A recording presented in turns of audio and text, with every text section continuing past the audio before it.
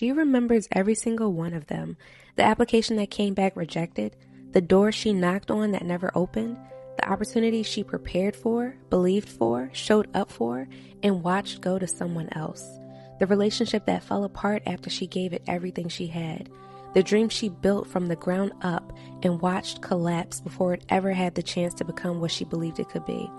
She remembers the delayed answers, the denied requests, the failures that felt so loud they drowned out every promise she had ever stood on. And she stayed anyway.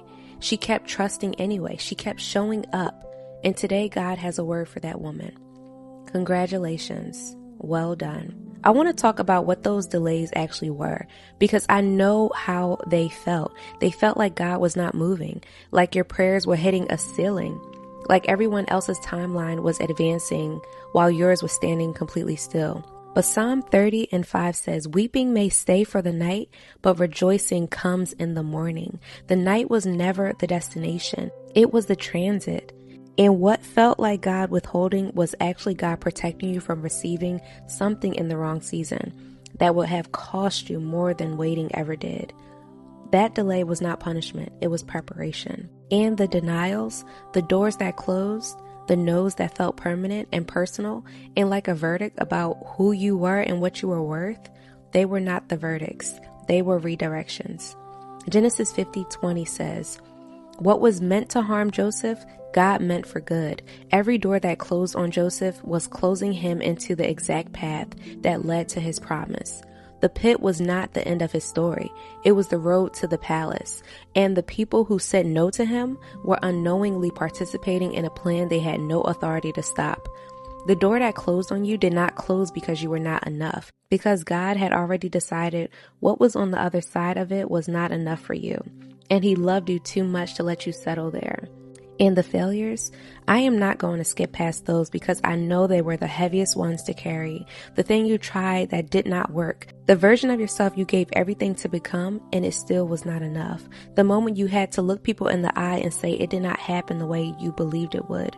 Romans 8:28 says, God works all things together for those, all things, including the things that look like failure from the outside. Including the attempts that taught you what you needed to know to do it right next time, including the collapse that revealed what the foundation actually needed before the building could stand. Your failure was not the final chapter. It was the curriculum. And the woman who learned what you learned inside those hard lessons is now qualified in ways that no classroom and no easy road could have produced.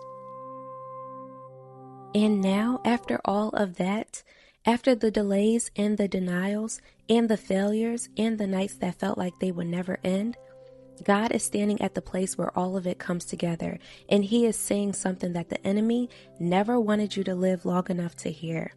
Congratulations. Congratulations, daughter. Matthew 25:23 says, well done, good and faithful servant. Well done, not perfect servant, faithful servant. The one who stayed planted when leaving would have been so much easier. The one who trusted God with a story that made no sense for seasons at a time. Isaiah 61:7 says, instead of your shame, you will receive a double portion. Instead of your disgrace, you will rejoice in your inheritance. Double. God does not just restore what the delay and the denial and the failure took from you. He gives you double. The comeback in your life is going to be so disproportionate to what you went through that the only explanation anyone will ever have for it is God. That is your story. Every delayed prayer, every closed door, every moment of failure that felt final, God took all of it and he is weaving it into the most beautiful turnaround anyone around you has ever witnessed. Well done, sis. Well done. I declare that every delay was divine. Every denial was redirection. And God is now taking all of it and turning it into the testimony that is going to change lives, open doors, and prove to everyone watching that his faithfulness never once wavered once in your life. Sister, if you made it this far, I just want to say congratulations, and I want you to actually drop that in the chat. Continue to pray for me as I always pray for you, and I will see you in the next one.